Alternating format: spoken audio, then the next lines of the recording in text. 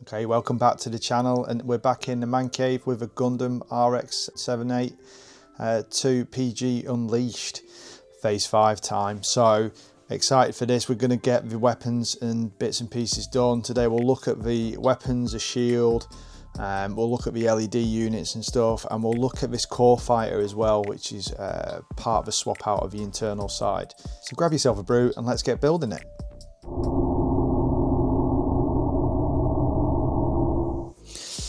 Okay, so first part of phase 5 from the actual assembly instructions is the beam rifle. So we're going to need the whole of V2, the whole of U3, and then we need some small parts, which is part of G2, which is that small sort of yellow see-through part, a little bit of a chrome plated one from W, which is part of the targeting array, I think, effectively, and then a bit of the gold plated section, which is this bit part of V1. So we'll get that all put together. Let's make the beam rifle, see what it looks like.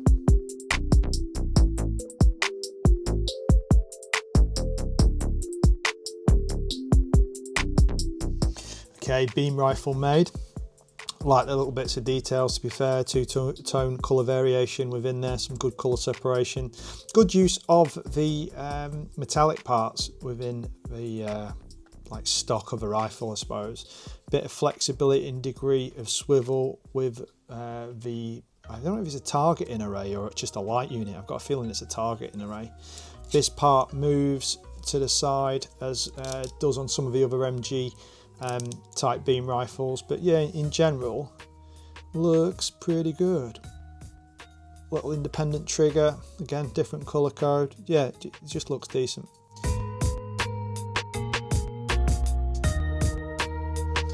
Okay, so 2 Beam Sabers made, or at least the handles for it. There is another Beam Saber, which is going to be the electronic one, which is going to provide the LED light, but these are the 2 that are basically the normal Beam Sabers. They only come in 4 parts. You put these 2 together and then these 2 caps go on the end.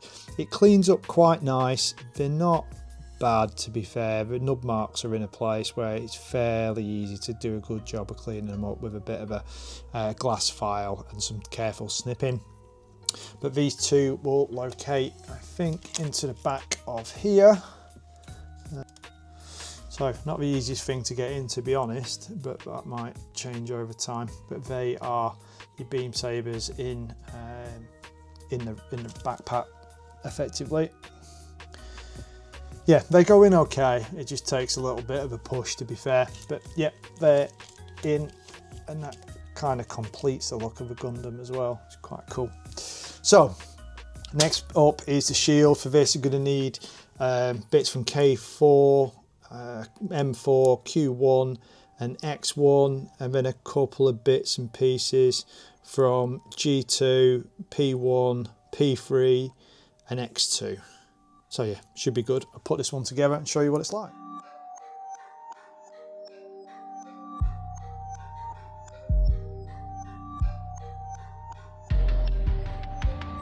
Okay, so iconic shield built and done. This is quite a cool little bit of kit.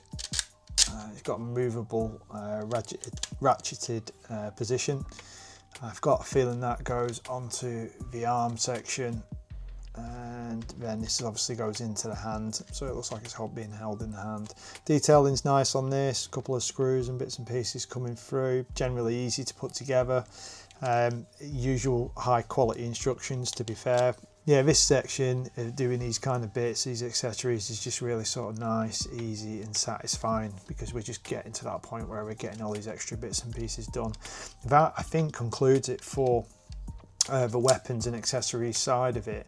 I've got the core fighter to do now, so what I'll do is get the core fighter bits and pieces together and build that part of it. I understand that there is a choice of whether to have the core block, which is currently inside the RX-178, or to have the core fighter, which is more of a a transforming model on its own really, that can then work as a core block instead. But the cool thing is you can have a core block inside and obviously have a core fighter outside as its own model. So we'll get that bit done. In order to do the core fighter, that is the remaining runners of K5, N5, O3 and Q2. And there's some sub-runner assemblies of the leftover bits of H, which is a multicoloured one, M3, which is white, and P1, which is clear. So we're getting to the crux of the final bits and pieces, and then we will be into some of the LED bits and the last bits of the components, and finishing off the weapon holding hands. So let's get that underway. Let's build the core fighter.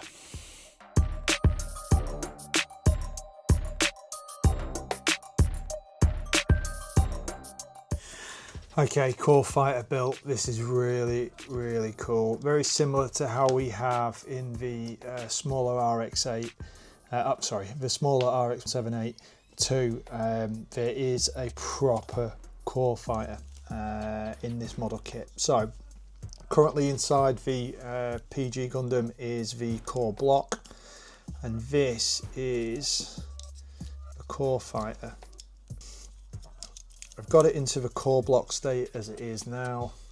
If you pull back on the head and press that bit down, it allows that to work its way up and into the sort of fighter pilot position. That is your core block. You can have a set of landing gear that comes down as well. Bit fiddly. But basically there's a set of wheels and stuff in here and a set of wheels in here that if you pull across, pull that down, very sort of basic assembly, but you've got a set of wheels in there where you can have it landed basically. There's a set of weapons that are in here that are rockets, which is pretty cool. Inside this part you've also got a canopy with a small fighter in there as well. But effectively it gives you a secondary part of the model. So you can either choose to display this or have it as the actual core block. And that easily sort of transforms there. Put that back in. There we go. Push that together and bring that round, and that actually creates your core block ready to go inside the actual Gundam. I'm probably going to keep this separate, but yeah, pretty cool. Nice little added bit to it as well. So now we made a core block, there's a couple of little bits left over. There's some hands and bits and pieces that we can make, so I will go about making the hands and finishing them off, and then we'll start having a look at the LED lightsaber, the LED Beam Saber. It's not Star Wars, I'm calling it a lightsaber, and the LED head unit.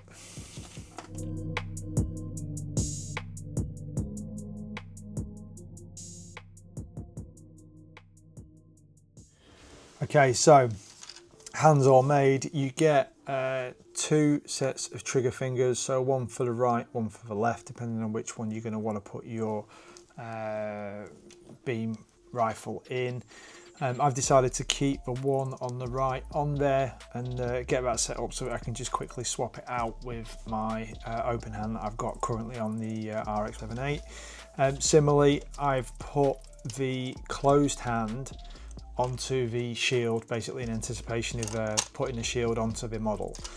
What I would say is I made this one up as a closed, well, as a holding hand. I shouldn't say closed hand, that's the actual closed fist. So you've got a closed fist option, but as like a closed holding hand, so no trigger finger out, holding onto stuff. I've put that onto here.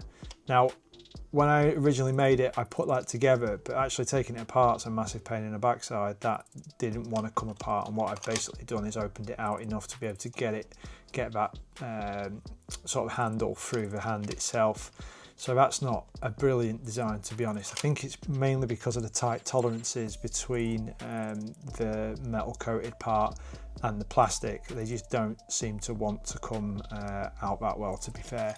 And then the other issue that I found is that the trigger fingers have a small piece of plastic in, like really small, that keeps falling out. So that actually works to be like the end of the trigger finger there, but in all honesty that's fell out a few times now, so I don't know what I'm missing from that in order to keep that in, but yeah, it just keeps falling out a bit like that. So that doesn't seem like the greatest idea. I will probably glue them in place so that I don't lose them. I don't think it has a massive effect, to be honest. This one is the one that's actually on the trigger finger here.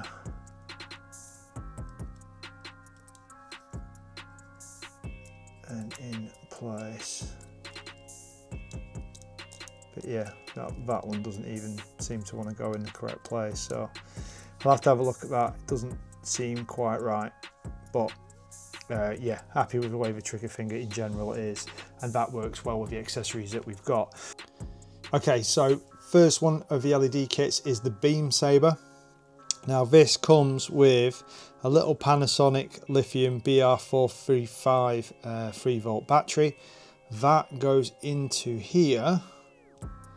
It takes a little bit of cajoling in.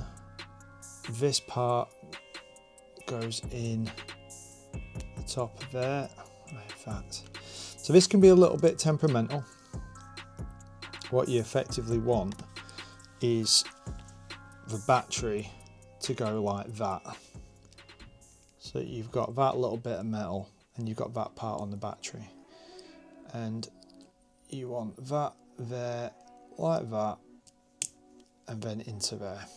That way the battery's recessed really nicely into here. Every time I've tried to put it in the other way, it just seems to struggle, and that allows that to be in place. Now there's a small part on this runner that we have to take off, and that acts like a little piece that keeps that all in place. Put the cap on and then push this part in. There you go, and that keeps that in place and stops it from pinging off. Now if we've done it right, that should turn that on. Connection's not brilliant by the look of it, but basically that bit there is your on and off switch. There you go, and that should be turning that on. All you do is put your Beam Saber in the end of it like that, and then you should hopefully see, there you go, that lights up, and that is your Beam Saber. It lights up quite a long way. I don't know if I turn this off, turn this off, you might be able to see it a bit better. Yeah, you can. Yeah, and that lights pretty good, to be fair. That lights up really nice. This part is just really fiddly. Just take your time with it. If it was a pain like it was for me, take it apart and try and do what I've shown you there. But that is the Beam Saber on, and then you can put that into one of the more open hands. You'll have to take the thumb out, and then you can keep that into the actual hand, and then you can put that on your Gundam. It's pretty cool. I'm hoping that the head LED system is just as good. Phase 5 is now complete. All the accessories are now made. In relation to what you get, then in the accessories you do get quite a good range of what I think are like the basic Gundam 782 accessories. However, we're missing the rocket launcher, which would have been really cool in a model that's actually this big. Shield is very well built. The shield actually goes onto the arm using those metal discs that are in the forearm. You push back the hatch that is there, and part of the holder on the shield itself magnetically locates to the forearm, which is really cool. It makes me appreciate that hatch a little bit better. I was whinging originally in one of the other videos about it moving quite a bit, but no, I get it now. That is really cool. It locates the shield sort of seamlessly onto the arm, and then if you put the holding hand on to hold that handle that's on the actual shield itself, it looks really, really cool. Stowing away the shield onto the model is really easy as well. There is a small hole for the shield to go into on the backpack. You get to it by lifting up the flap on the top and basically turning a small piece where you can basically have it turned round so that you can't see the hole at all, or in the event that you want to store the shield on it, you can basically flip it round and put the shield on. That's really cool as well. Once the shield is on there, it's pretty secure. You can adjust the height of the shield both on the arm and on the back by like a ratchet system that's on it, and it just looks really good. It is a stable of the RX-178 anyway, but you can do various things with it, like fighting behind the shield with a gun, or having it with the saber and stuff as well, which is really, really cool. Both saber handles for the backpack are decent. They sort of finish off a model really, and act like a really good prop even just on the model without the beams themselves. You get one of those LED Beam Sabers, which is it's a bit disappointing there's only one, because there's quite a few times where you'd like to have it posing with two, and it'd be really cool to have both of them illuminating. That is a bit fiddly, is the honest answer. I did find that to be a bit of a pain trying to get the battery in and get that sorted out, but it is cool that Bandai do give you the battery for that LED unit for that. And it just offers a little bit more speciality because of the illumination, but fits in the hand quite well. Those hands in general, you've got a good range of hands, from the open hands to trigger fingers for both sides, fists for both sides, and then hands effectively to hold the Beam Sabers in. They are good, but I would have really loved it if we had a set of those articulated hands we used to see in the PGs. It'd be really good to be able to give like devil horns or any other kind of gestures, including rude ones, as a bit of a way to sort of pose this that's just that little bit different beyond what we've got in the basics. But the hands are good enough, and they do cover the basic range of stuff that you're going to want to do. But yeah, little gripe, would have loved the PG type hands that we'd seen before. Beam rifle is okay. I think it's a good representation of a beam rifle. There is some flexibility within the position of the targeting array system that's on there, which is pretty cool. I like the metallic pieces that are in this, and the trigger fingers are decent, except for there is a tiny bit in the index finger which keeps getting lost. I'm going to have to glue that in. Unfortunately, it just is one of them things where you don't want to keep losing it, so I'm going to glue that in and make that right. Core fighter wise, it's really cool that we have the choice of having the core fighter, which actually transforms, and the core block.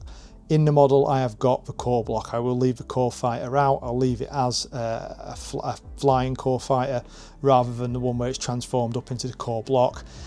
And yeah, I think that is a really cool addition to have both of them rather than having to just choose. The only issue with having the version 2 RG-78-2 was having to basically lose that little core that little core fighter inside the model. It would have been nice to be able to swap the two out, to be fair. It's still even baffling that you can get a core fighter actually into the small version, the 1/144 scale. With the model as an accessory as well, you do get the two figurines as well, the two piloting figures for it, which is very cool. I haven't massively shown them. I'll show you some video of them now. But yeah, they're very detailed for something so small.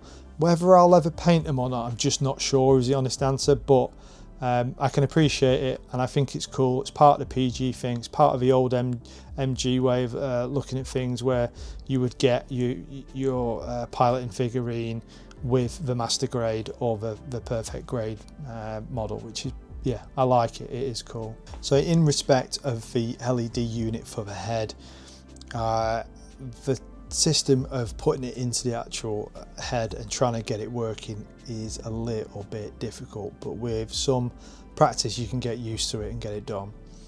I feel like the system is okay, but it's a little bit underwhelming. It would have been nice to have more of an extensive LED system within this that would do a better job of lighting up some of the chest areas and the backpack, etc. It relies heavily on the transmission of the light from the unit to these extremity parts, and the difficulty of that is that it's a long way for that to travel, and it's quite an underpowered unit in my opinion, and I think that makes it suffer slightly. It feels not like a missed opportunity, but it just doesn't feel like they did the best they could do with that, unfortunately. It was a good idea, good theory, but it probably needed a stronger LED unit in it. The only disappointing thing with a head LED is you have to go out and buy the separate batteries. Not a big deal, they are inexpensive, but it doesn't come with the kit, just be aware of that. It is good that the LED unit does come with the kit in general. As you look at some of the other PGs, you tend to find that they come with an LED system which costs another £100, and that's quite a massive investment when you've already put about £150 to £250 into a model itself, which is quite a lot to stomach, especially when you look at the new PG Gundam that's going to be coming out next year, and you're talking 500 quid really for both the lighting unit and the model itself. It's going to be a hefty price to pay. I'll be honest, if it's good as this, and I think it'll be better because I think this was made in 2021, I've got really high hopes for that new one. I think it's going to be mega. Focusing back on this, the model now is in the position where it is finished really out the box, with the exception of the stickers and some of the metal decals. Now what I'm going to do is, rather than do that now, I'm going to show you the videos of it now out of the box, and what I'm going to call pretty much complete. Now I have got a set of water slide decals for this, which I'm going to use in order to customize it and make it basically, I think, better than what we're going to get with the sticker set that's actually in the box. It should never have had a sticker set in my opinion. It should always have been a water slide decal system, especially when you're paying 250 quid for a model like that. It just feels like a bit of a misstep by Bandai, if I'm honest. But I'm going to rectify that myself. I've got the water slide decals. That will be part of a customization of this model. I am going to do some Gundam marking on it as well. So I think what we'll do is, as an extra phase to these videos, is the next video will be focused on that customization and on that detail inside of it. So we'll be looking at Gundam markers, and we'll be looking at water slide decals to bring it to a point where it's going to be shelf ready. And then after that, we'll be looking at giving you a proper review of the whole thing from start to finish as a bit of an experience, and I'll give you my thoughts on that and how I think that's progressed. I hope that you guys have enjoyed this video along with a series of videos. If you guys aren't aware, there is another 3 videos that I've done on this Gundam build, taking you through each one of the phases and looking at it in a bit more detail. So please do check that out in the playlist. That'd be really, really cool. I hope you have enjoyed the video. If you have, if it's given you any sort of food for thought, then please do hit the like button. It does make a big difference to me, to be fair. If you've got any questions about the model, please do comment down below and let me know what you're thinking about it, or what it is that you wanted to ask. Have you guys been building this one as well? Did you find that the Beam Saber unit was a bit fiddly? So if you managed to watch the video up until this point, I'd really like to say thank you. I really appreciate it. If you're liking what I'm doing, I would say subscribe. I am trying to get videos out regularly for you, and I'll try and keep you up to date with what I'm doing. I do a wide variety of modelling and bits and pieces really that I think you may find interesting. So if you do, please do subscribe, and hopefully I will see you soon. Until that next time, I just say try and get some modelling done if you can. Get inspired. You guys are inspiring me, and I really appreciate it. I hope to see you soon. Just look after yourselves. Take care.